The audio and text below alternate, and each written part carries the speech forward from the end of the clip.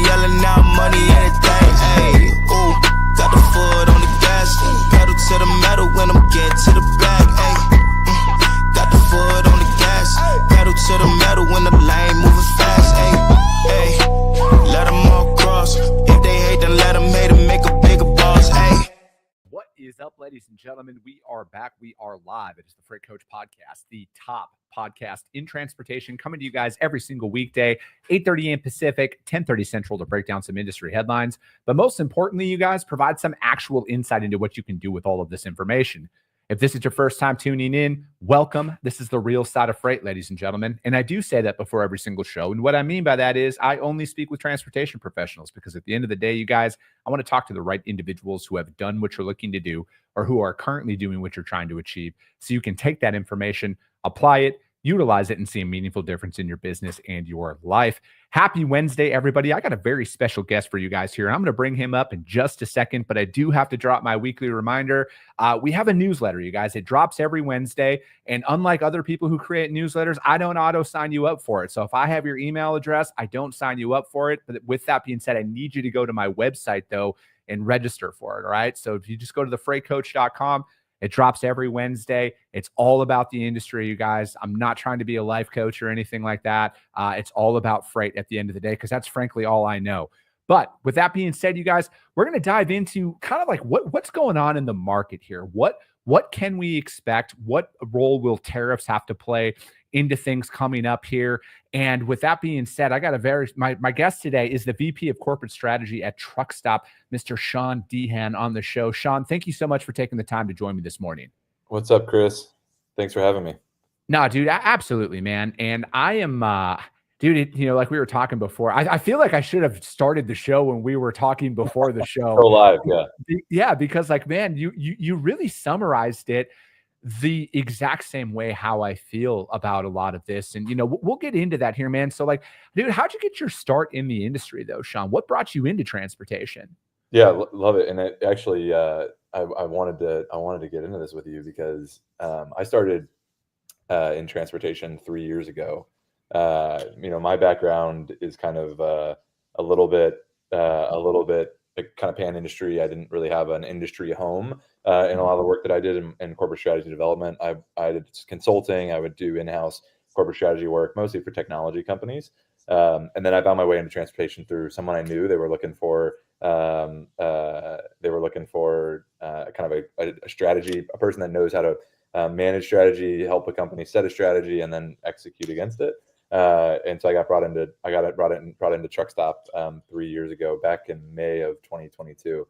So I've lived a number of lives actually from a market cycle perspective in that period of time. It's been kind of interesting right there. I got in May 2022. The market still seemed okay. Like it still seemed like it was going to continue to grow maybe a little bit, or at least come down, but not going to be a huge come down. And then by the end of 2022, the picture became pretty clear that we were sort of the COVID bull days were sort of coming to an end, and we were going to start seeing some normalization back down to where you might expect things to be based on the demand curve in the industry. So it's been pretty interesting. I feel like 3 years in transportation is certainly not enough to become an expert, but these particular 3 years have given me a really good view of what it takes to operate a transportation business in hard markets, right? In challenging markets. And I think that's the most important thing as an operator that you can learn, is how to operate in these hard markets, because when the good markets come, you're going to make money if you know how to operate in these ones. And what I'll say, shout out to Chris, when I first got into transportation, I was like a sponge. I was just trying to soak up everything I possibly could and listen to all the podcasts. And that's one of the cool things about the world today, is we can get up to speed on a lot of subjects by tapping into experts like yourself and others that I would never have access to otherwise if they weren't podcasting on a regular basis. So I was a regular listener to the Freight Coach and still am. And so I think it takes at least 3 years to become a transportation expert at a minimum, because it's taken me 3 years to get on Freight Coach. So I'm excited to be here, and I'm going to take that as a huge laurel that I'm going to post on my board there. So. Oh man, I love that. And no, I did not pay Sean to say that. I had no idea he was going to say that. No, dude, but that is that's what I do love. I mean, you're right. This is what I love about this time is like with podcasting and social media, Obviously you got to take the good with the bad, but there are people in multiple industries that are operators who are building real companies and doing real things and putting best practices out there, right? Because, to kind of tie in what we were saying before the show, like, man, this is not a exit for me, right? Like, I'm not looking to do any of this for the short term. Like, I love transportation. I've been in it my whole life and I'm going to be in it my whole life. I'm 20 years in at this point, right? Like, I'm not going to be doing anything different. I wouldn't know how to be in any other way. And, so it's like, we got to find a way to win. And I feel like that's always got to be everybody's mentality in business, whether it's a good market, bad market, an indifferent market. You got to show up and you got to win. You have to find a way to perform. And, you brought up a good point. I feel like a lot of people do need to rest on the fact, like, if you're profitable right now, if you are adding customers right now, if you are growing in any way right now, you are doing a phenomenal job. Yep. Because it is not easy out there at all. This is some of the longest sales cycles I've ever been a part of. Yeah. And, when things change, or if they don't change, nobody actually knows. I think at this point, you need to rest on the fact, like, you are building rock solid processes right now that if it does get better out there in the market in the foreseeable future and freight volumes increase and, there is a need for new providers in people's networks, you're going to dominate during that time. How have you experienced customer expectations or purchasing criteria change over the last couple of years as you talk to customers saying sales cycles are longer? Like, what are they looking at differently than they maybe didn't look in the past? So the best way to describe this, Sean, from my seat is pre-COVID, when you'd cold call, places, if you got the decision maker on the phone, you'd have a couple of decent conversations with them, right? Yeah. But then they would toss you a prove it shipment. There was no long drawn out process or time, right? Like, it was like, hey, we've talked a few times. You say you do this. Here's your shot. Prove it. Now that doesn't exist. Like, yeah, you can have a good couple of conversations with somebody on the phone. They'll add you in. You can start bidding on freight, but that prove it shipment doesn't actually materialize for a while. And I think a lot of this, what people need to understand when you're going out there and prospecting business right now, it is, I truly feel this way in my heart of hearts. COVID had upended so many people's lives in the freight world, right? Like, there's so many supply chain issues that happened out there. There's a drop in capacity. There was freight that was sitting on people's docks and, stuff wasn't moving. And then it calmed down, right? And then service returned to normal levels and they honed in on their network and they are comfortable with the known right now, whether maybe they might not be providing the best service out there, but they know what they get. Yeah. And they would rather take the comfort of that than the uncomfort of the unknown and the unproven. And that's the only thing that I can logically think of at this point. Because otherwise, like, and it's true. Like, I've said this before, and I've heard this from other experienced people say this. There's very little we can do or say in the prospecting phase, Sean, that most experienced transportation professionals on the shipper side haven't heard before, right? Yeah. Like, I literally just told this to a prospect yesterday because they're like, "What makes you different?" And I'm like, to be honest, man, there's going to be nothing I'm going to tell you right now because he's been doing this. He's been in the industry for 25 years. I'm like, there's going to be nothing I'm going to tell you right now that you're going to be like, I've never heard that before. Right. Here's what we actually will do on a by shipment basis, right? This is our communication process. This is our update process. This is how we handle things. We talk to, receivers. We verify all of this information. We're out there operating on your behalf because we are a direct reflection of you to your customers. Totally. And that was my response in the moment. It's my truthful and honest opinion, because there isn't going to be anything I'm going to say to an experienced transportation manager that they're going to be like, damn, Chris, I've never heard that before. Yeah. It's going to be what you do, not what you say. Right. And how do you get to do it is the question. Right. And it's still probably, there's so much relationship around it. I'm sure you're great at managing that. But I think it's the same in our, what's interesting about Truck Stop, in particular, unlike a lot of technology companies and other sectors or other industries, Truck Stop is really a successful business when our customers are successful.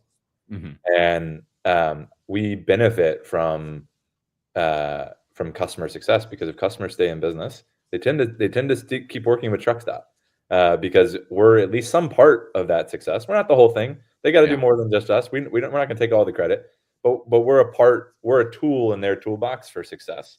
We're a tool in their toolbox for consistency. We're a tool in their toolbox for stability.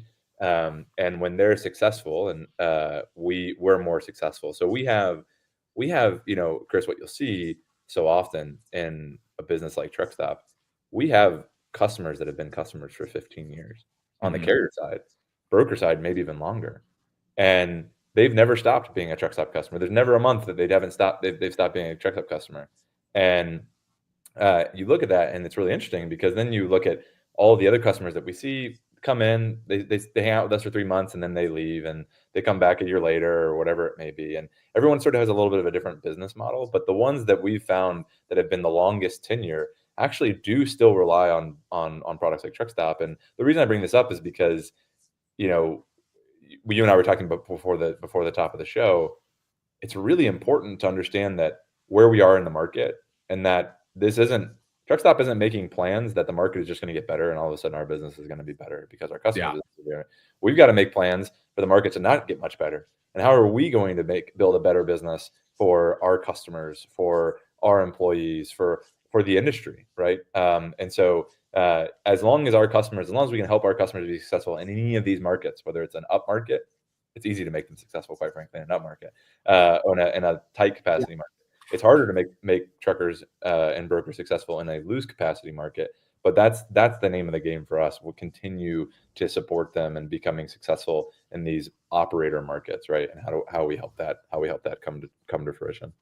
No, absolutely, man. And I feel like, companies like yourself and other technology companies that are out there in the market, they get a bad rap for, like, I scroll through, like, I look at it like a Truck Stop is a tool. It's a tool in my toolbox that I use to operate my business. It is not Truck Stop's fault if a driver falls off of my load. All right. Like, it is a point of reference as a tool. It is something that I utilize. I mean, I've been using you guys for like literally the entirety of my career.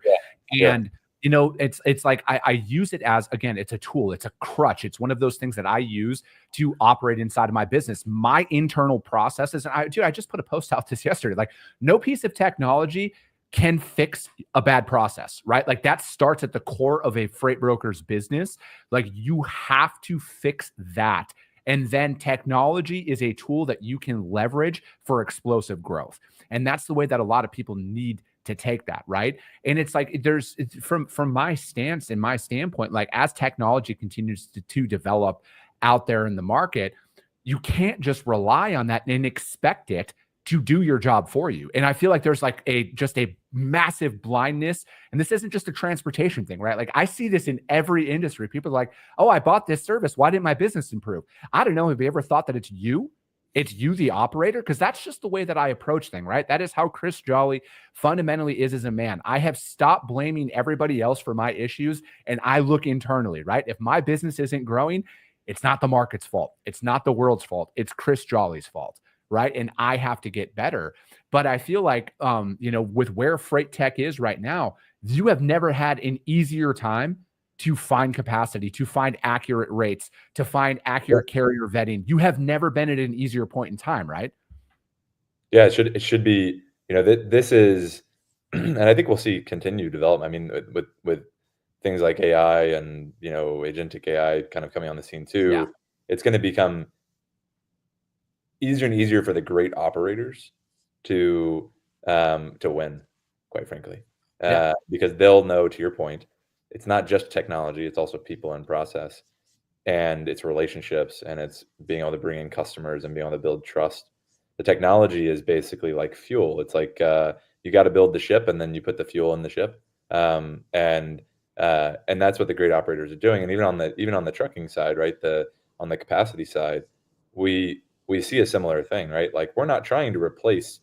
We're not here building autonomous vehicles, right? Yeah. We're trying to make our customers as successful as they possibly can be, and we realize that we are a tool in the toolkit, and we encourage our customers, go get carriers, go get direct customers, go get direct shippers, go find contract freight, because the more of that you have, then when you use us, you're going to be really successful because you're already building a successful business, a stable business, and that's really good for us. And so, to your point, like finding capacity should be as easy as it's ever been. Getting the Yeah. right rate should be as easy as it's ever been. So, what differentiates one freight business from another? I mean, dude, from my seat, the thing is, it will always boil, like, you are literally a communication up. Like, I don't even know how to title it, Sean, but like as a freight broker, your sole job is to communicate. It's to communicate with your customer, shippers, receivers, carriers. They have to know everything. That is your literal sole job. And I feel like where people get themselves caught up in is they're in a recycling like mindset where it's like, oh, I'll just get somebody else. I'll just get somebody else. I'll just get somebody else, as opposed to, hey, I have this customer that I worked really hard to onboard. Maybe I should take a loss on this load. Maybe I should actually just move it on the day that they need, as opposed to telling them something on why this load's not moving today, right? Like, take the loss, move on. Capacity tightens up, rates change, things change. You have to operate, right? And you have to communicate that, right? If a driver's running behind, tell them, right? Like, I just, for me, I'm just like, you just need to be brutally honest with people about everything. That's what separates a great broker from everybody else. It truly is. And it is as simple as that. And I say that with 100% confidence because most people avoid conflict. Most people, or perceived conflict, right? Like, oh, I don't want to do this or say this because somebody might get mad. I have just adopted a thing. I will rip the Band-Aid off, right? I would rather have you yell at me in the moment, which, again, newsflash, nobody actually does, you guys. People really appreciate the truth, especially the older you get, just throwing that out there. But again, I feel like that's really our job. Our job is to develop capacity for lanes that our carriers want to run and that our customers need us to run. And that's as complex as we really need to make it. And now there are tools out there at our disposal where we can automate that. We can automate 90% of our day. And you should be looking at that, right? Because again, no matter what, we don't know what's going to happen with tariffs across the board. We don't know what's going to happen with imports in the port of LA and Savannah and we don't know. Right. But you have to come up with a solution. If you are going to operate in any business, whether it's in freight or not, your customers do not care ultimately about any headlines that are out there in the news. They want to make sure their freight is picked up on time and delivered on time. And that is complex as we need to make it. I think that's so important. Communication is the table stakes. You know, I often say to my team and internally at Truckstop, you know, in an operator's market, you can't commit an own goal. And if you know hockey or soccer or any of those sports, an own goal is when you kick it into you put it into your own goal and you score one for the other team, right? And not communicating is an own goal, right? You've got this customer, they're already your customer. Make sure that you're giving them the table stakes the table stakes that you have, right? They're the most important customer. The prospect that you're going to go get, that's going to cost a lot of work and maybe money. You've got a customer right now. Make sure you keep them. And you know, I think one thing that brokers are great at is the communication side.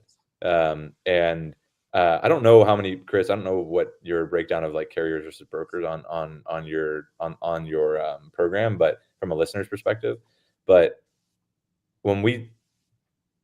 brokers honestly exist in a lot of cases because carriers aren't great at communicating. And brokers have to sort of over communicate to get the communication out of them and to run that kind of interstitial place. And most of the carriers that I know that are very, very successful in this business, that are doing well right now and have done well over the last 2-3 years even, they're fantastic communicators. They're the types of people just like you. Rip the Band-Aid off. Tell them now. Tell them that's not going to work. Tell them I can't do it for this reason or that reason. They're going to respect that. They're going to appreciate that. And they'll know why you can do a load the next time you can do a load, right?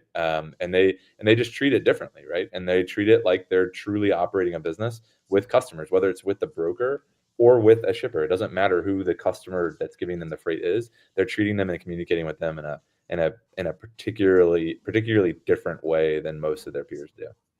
Yeah, I think, you know, when it comes down to it, when you're out there booking freight and stuff, like as a broker, it is your job to find those carriers, right? Just like it's your job, like you're going to onboard shippers, Sean, at the end of the day that are just not a fit. But it is your job to develop the ones that fit into how you like to operate and how you like to communicate. And then you adapt, right? Like I have some of my drivers for example, Sean, they won't answer their phone, but they will update me in every way I need, right? Email comes in, boom, photos of the load, bill of lading. They do all of that. It's just, as a broker, you need to be more of a chameleon for how your carriers are going to communicate and your customers are going to communicate, right? Like, I got a customer who texts me, pick this up, right? Like, I don't even have a PO most time. Like, I don't even have a PO until like most of these loads are actually picked up and in transit, but I've been working with them for 3 years and they've never missed a payment. Right. Then I have other customers who are like clockwork, have a process on how they communicate. They reach out on specific days. They need specific updates. And again, it's my job as a broker to adapt and change to that environment. And, I think like a universal API, you sit between and you have to be able to adapt and be, flexible to whatever it is that the two sides of your business are wanting to communicate and share information and data on. Yeah. And so like, how are you guys working with your guys as customers right now on what are the needs that like the driver community is looking for? What are they coming to you guys, Sean? And they're like, hey, listen, I'm a small fleet. This is what I want to see in the next couple of years to help maybe automate some things inside of my business to help them stay more organized. Yeah. So we hear a couple things from sort of the owner operator and small fleet perspective. That the first that we hear most from them is they want to be able to use the kind of load board products as a little bit more of kind of a universal freight management solution. So think about it as they've got all these public loads in there, but they also would like to see all the private loads that they have access to. They want to see Chris's freight before it gets to the public load boards, right? And it's not reasonable. It's not feasible for them in a lot of cases to go find Chris's freight and go to Chris's freight portal or go to C.H. Robinson's or J.B. Hunt's or Schneider's. They got to go to 10 different portals to go find freight, or they've got to have a TMS that's integrated perfectly with all these different TMSs. Like there's a lot of fragmentation, right? And so they continue to ask us to be more consolidated for them, so where they can have a single place where they can experience all of the freight, right? Whether it's what you might call private freight or core carrier freight or ultimately public freight. I think the second thing they asked us a lot for is continued evolution of how they find the freight. So I think of this as how do we help them search and drive to the outcome that they want more efficiently? Load boards admittedly have been more like bulletin boards historically, right? And in a lot of ways, our customers have told us that that's what they want, right? We don't just bury our head in the sand and not deliver new development for our customers, but it's because our customers have said every time we make a change, our customers say, "Don't make a change," stop doing that. Don't recommend me any freight. I want to go scroll through 1,000 loads to find my perfect piece of freight, right? But what we're seeing now is the age of our prospects is down by 20 years compared to our average age of our customer, right? So the average age of our customers in their 50s, the average age of our prospects in their 30s. Yeah. So our new customers that are coming on, they're looking for a different experience. I think that's really important, especially as you think about your business too, and how is your experience evolving to serve your carriers and to communicate with your carriers. And what they're telling us is, look, I don't want to scroll through 1,000 loads to find 5 that I could potentially haul. And then when I call on 4 of them, I either can't haul because I'm not qualified to haul it, or it's already been booked, or for whatever reason I was on hold and it couldn't work, right? And so we're building more and more feature functionality into basically helping the carrier pre-qualify a load, right? Yeah. And so they don't have to call on loads that they can't win. That's a huge problem. If you talk to a broker, I'm sure this is the case for you too, Chris. 80% of calls basically end up in nothing. 20% of calls end up in real serious conversations. And a portion of that 80% is basically just carriers getting pre-qualled out, right? Safety rating is not good enough. Authority tenure is not good, not where it needs to be. There's any number of like basic pre-qualifications that they just don't meet. And then the next is like negotiated rate. Like they just don't hit the negotiated rate, so they get pre-qualled out or filtered out. And so cutting down that level of effort for the carrier, imagine that, right? Like now I can call on the freight that I'm going to win, not the freight that I would like to be able to win, right? And so you got to be realistic about what's out there. We just delivered a feature called the authority filter feature. Pretty simple concept. Chris, if you like to work with carriers that have 6 months of authority tenure or more, you would tell us that, and we would post that on your load.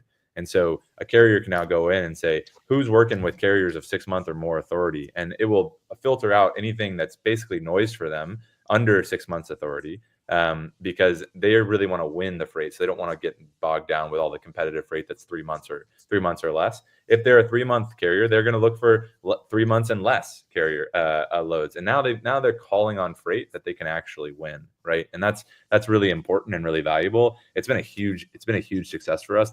A lot of times in software and in technology, you deliver a feature and it's like, if you deliver it and it's like a tree falls and no one's around to hear it, does it make a sound? Sometimes that happens in technology. You deliver a feature and you're like, wow, we thought that would be really successful. And then other times it surprises you up to the upside, and this one has definitely been a surprise to the upside. I almost think like, and again, I'm not a driver, so my opinion on this might be irrelevant, but I feel like, because I'm out there, I like to make outbound calls, right? Like one of my favorite features of you guys is when like carriers click on your posts, whether they call in or not, and you can go in there and call them directly from that. It's like I like to do that a lot because more times than not, they're just browsing around, and I've actually found it's a great way to develop capacity, even if they're like, Nice. no, I run this lane. I'm just not there this day. I'm like, okay, perfect. Then that goes in because I like to pre-screen all of my drivers from that regard. Like, hey, why do you want this lane? Are you running this lane often? What's the real why behind it? Because if you're down there in that area a lot, like I want to reach out to you. And especially if you haul freight for me, I want to reach out to you. I almost wonder if from a driver's perspective, if this might be a feature that you guys already have, but like, hey, you guys have called on this broker, and this broker in the past. So if that broker's posting a load in particular, it like goes to the top of their search queue. So it's not just a bunch of unproven people, right? Like I feel like that might be something cool out there where they can go in and be like, hey, you've hauled loads for Chris before and ABC broker before and this broker before. These guys are all posting in that area for you. Call them first. What you're gonna see over the next 2, 3, 4, or 5 years is you're gonna see more personalization of these experiences. Things like that, what you just described, are exactly what we're talking about, right? It's like when Chris comes to the load board, Chris's experience should not be like Sean's, because Sean and Chris have different businesses and we run things differently. And just because we have different searches that are saved or whatever, it's still, we work with different brokers. Maybe we work in the same lane. Maybe we run the same equipment, but we like different days of the week, or we like different brokers in those lanes, or we have history of those brokers in the lanes. And maybe Chris, maybe you should learn some of the brokers or meet some of the brokers that I know and carriers like you have hauled for, right? And so I think those are all types of things. I think that the next kind of 2.0 is really a lot more personalization of the experience, and it's not a many to many, it's kind of a one to many type of experience where you get more of that personalization. I think it goes for the broker too, right? As we think about the future being, how do we help our brokers get their freight seen? How do we help them get the right carriers for their freight and reduce the friction that comes with it? Reduce the friction with posting to a load board. When we solve these, Chris, problems for our broker customers, what's really interesting is that they tell us, hey, we'll post freight earlier to the load board. Like we post typically 48 hours out, but we'll post 72 hours out now, or we'll post 96 hours out, 4 days out now, because you're solving these pain points that if I posted 96 hours out and I had to get all these phone calls that from carriers I wouldn't work with, then I just created a bunch of friction and cost for my business, and we aren't able to go work on the other freight that we need to work on. And so those types of things are just helping that out, and it's improving the experience for our carrier, because anytime we can bring more loads into the network, we improve the experience for our carriers and we improve their opportunity for success. No, I agree with that, right? And I feel like ultimately, Sean, that is how you sustain in any freight market, because at the end of the day, there's a lot of freight that moves that never reaches a load board, right? Because they've developed those relationships and stuff out there. And, the majority of the freight that I move doesn't go out to a load board unless all of our carriers that we've worked with in the past are unavailable. Then we go out and try and develop new capacity. Like literally out of the shipments we had yesterday, probably 70% were booked with pre-existing relationships. Yeah, and that makes a ton of sense, right? You want to do that. You've got the most confidence in them. You've got the most security from them. You've got maybe even a better rate from them in some cases than you could get on the open market. I think that makes a ton of sense. And Truckstop isn't trying to become 100% of your freight, right? That's not, we understand where we sit in the market, but we believe we can help you more, even on some of the stuff on that 70% that you posted. What if one of your core carriers was available for that piece of freight and they were looking at Truckstop? And you could have reached them earlier because we gave you the tooling to reach them in particular on the platform that they wanted to work on. particularly for, brokers that aren't, 3-letter names or, top 100 guys that don't have portals that drive real volume. Those types of things can be really valuable for the smaller operators. No, I couldn't agree more. Sean, thank you so much for your time. This flew by, and I knew it would, man. But like this, I can't believe we're already at the end of the show. But man, thank you for joining me. How does anybody reach out to you, though, to find out more about what you have going on? My pleasure. Yeah. Obviously, we're continually updating our products and features at truckstop.com. So you can reach out at us at truckstop.com. Truckstop is very active on all the social media platforms. And when I say very active, I'm sure, Chris, you know what I'm talking about. Yeah. We've got some social media activity for sure. And then me personally, if anyone listening to the show would love for you to connect with me on LinkedIn. Unfortunately, LinkedIn has become one of those platforms. It's been pretty important for the freight industry. And there's some bright spots in it and there's some negative spots in it, but I lean into the bright side. So feel free to connect with me. And would love to meet anybody in the freight industry that's listening to Freight Coach. Absolutely, man. I appreciate it, Sean. Thank you so much. That is going to be it for today, you guys. We got guests coming on every day this week. And as always, if you got value in what you heard, subscribe to the show, you guys. And if you're feeling really ambitious after this one, which you should be, rank the show on iTunes and Spotify, because if you saw value, your network's going to see value as well. I appreciate you guys. I love you guys. And we'll be talking to you soon. Came back with a bang, window down, yelling out money, anything. Ayy, ooh, got the foot on the gas, pedal to the metal when I'm getting to the